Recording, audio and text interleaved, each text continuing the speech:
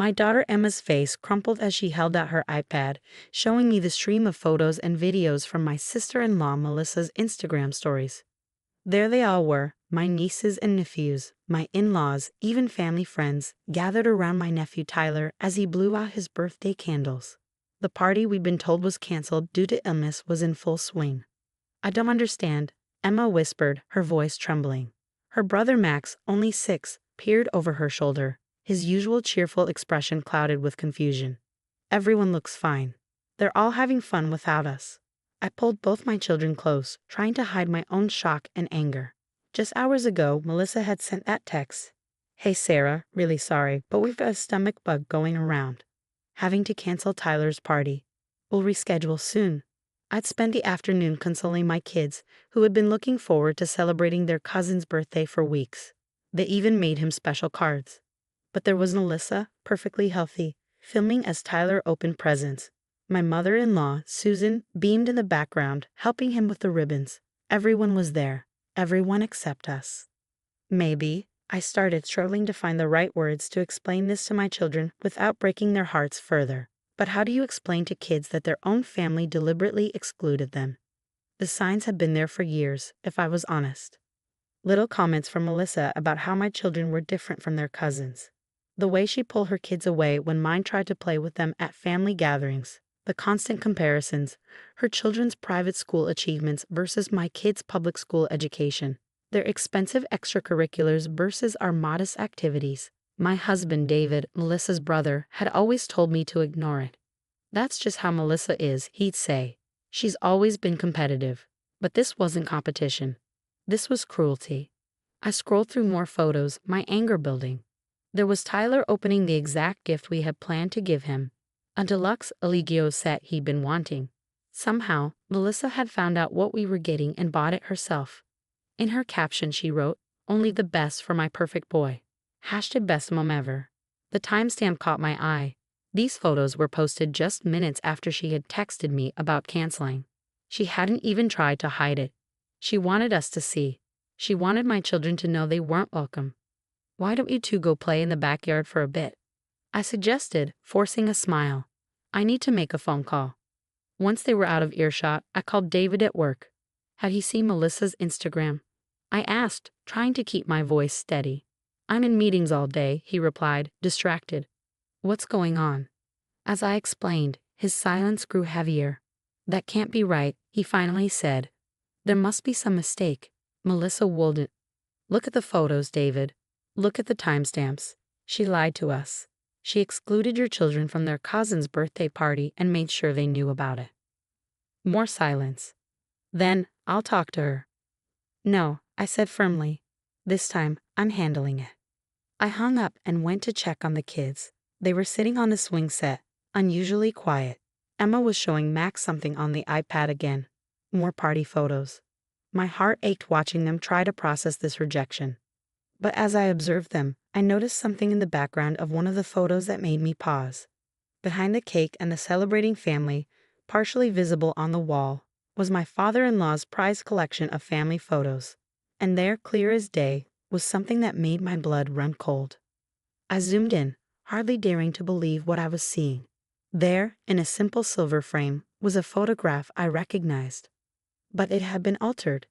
The original was from last Christmas, showing all the grandchildren together.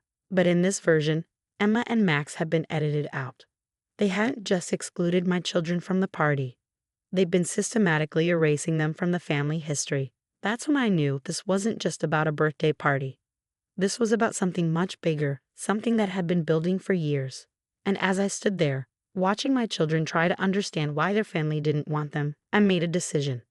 I picked up my phone and scrolled through my contacts until I found the number I needed. It was time to make a call that would unravel everything Melissa had built her perfect family image around. Because what she didn't know was that I had recently discovered something that would turn her carefully constructed world upside down. She thought she could hurt my children and get away with it. She was about to learn how wrong she was. I stared at my father-in-law's phone number for a long moment before dialing. Robert had always been different from the rest of them, quieter, more observant. He had never joined in Melissa's subtle cruelty, but he hadn't stopped it either. Until now, I hadn't understood why. Sarah? His voice was hesitant when he answered. I was hoping you'd call. The photos on your wall, Robert, I said quietly. The edited ones. How long has this been going on? There was a long pause. Come to my office tomorrow morning. There's something you need to see.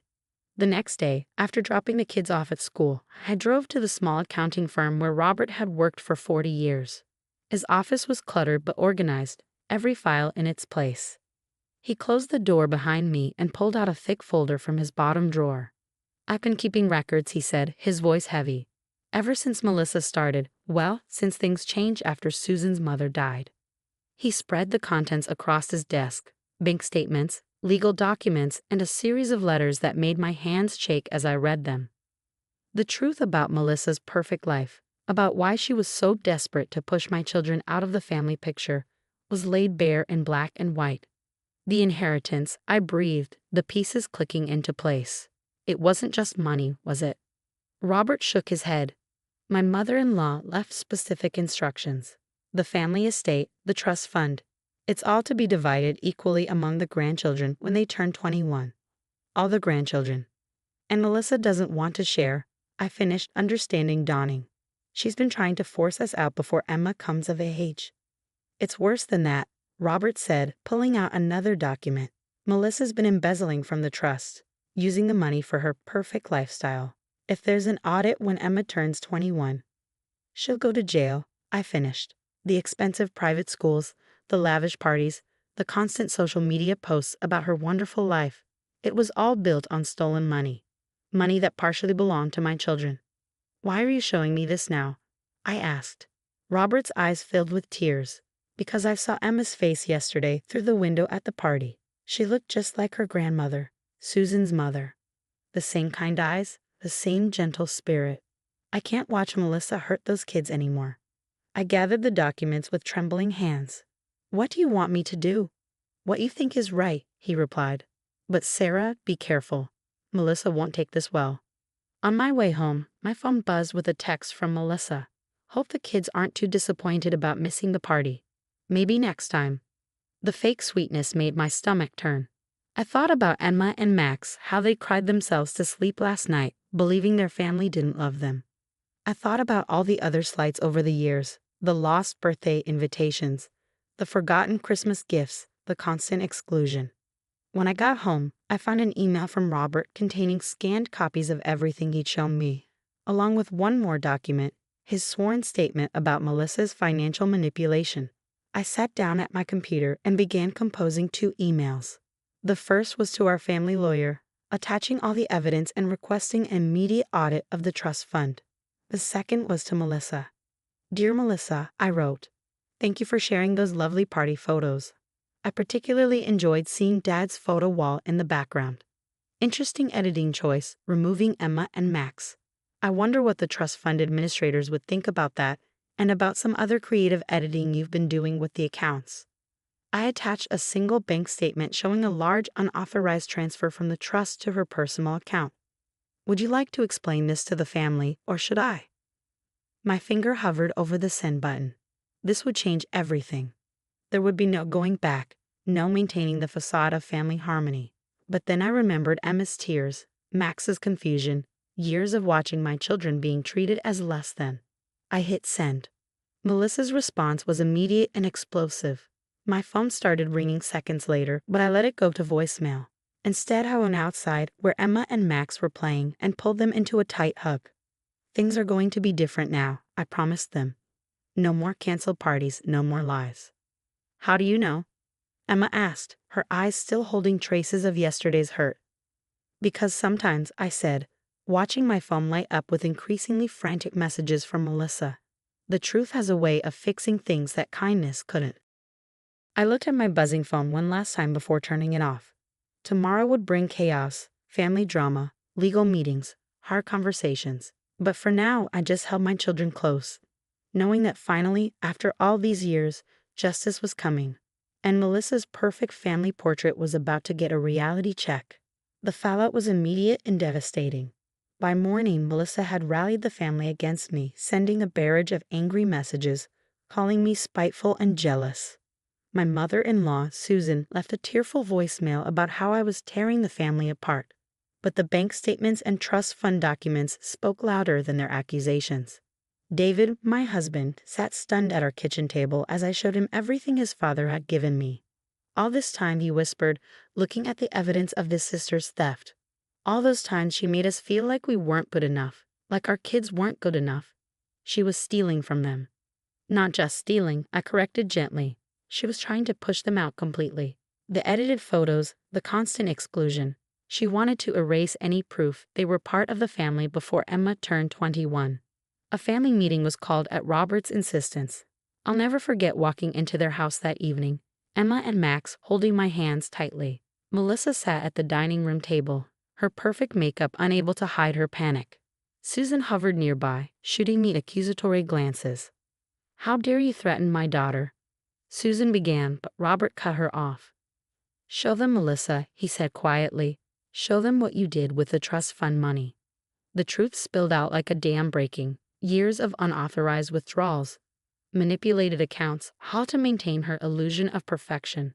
The private schools, the expensive vacations, the lavish parties, all paid for with money that belonged to all the grandchildren, including Emma and Max. "I deserved it," Melissa finally snapped, her carefully constructed facade cracking. "My children deserve the best. Not like," she glanced dismissively at Emma and Max. "Not like what?" I challenged, my voice steady. "Not like my children. The ones you've been trying to erase." That's when Emma stepped forward, pulling something from her backpack. It was her handmade birthday card for Tyler, decorated with careful drawings and loving messages from both her and Max. "We just wanted to be part of the family," she said softly, placing it on the table. The simple gesture hit harder than any accusation. Melissa's face crumpled. For the first time, I saw past her perfect mask to the insecurity beneath. She'd spent so long building this image of superiority, of special status, that she couldn't bear the thought of sharing it. The lawyers arrived the next day. The trust fund was frozen pending investigation. Melissa's carefully curated social media went silent. No more perfect family photos, no more elaborate parties, no more carefully edited reality. Tyler's rescheduled birthday party was held 2 weeks later, a simple celebration this time, with no expensive decorations or catered food. But Emma and Max were there, watching their cousin open their handmade card with genuine joy. Robert took a new family photo, one that included everyone, and hung it prominently on the wall. Susan still struggles to accept the change in family dynamics, but she's trying. David has found his voice, standing up to his sister's attempts at manipulation. And Melissa? She's been ordered to repay everything she took from the trust fund. Her perfect facade has cracked, but maybe that's not such a bad thing. Last week, Emma came home from school excited about a playdate with her cousins, the first one they'd ever been invited to. As I watched them play together, laughing and unguarded, I realized that sometimes it takes breaking something to fix it properly. The family isn't perfect anymore, but it's real, and my children finally have the place in it they always deserved. "Mom," Emma said that evening, snuggled up next to me on the couch, "I'm glad you didn't let them make us disappear." I hugged her close, thinking of that edited family photo that had started it all. "Some people are worth fighting for," I told her. "And you and Max, you're worth everything." The truth had cost us the illusion of a perfect family, but it had given us something better, a chance at a genuine one. And watching my children finally being treated as equals, finally being included and loved, I knew it had been worth every difficult moment. Sometimes the biggest act of love isn't maintaining peace. It's being brave enough to shatter it when that peace is built on lies. My children would grow up knowing that, and knowing that they were never the ones who needed to be edited out of the picture. They were the ones who made it complete.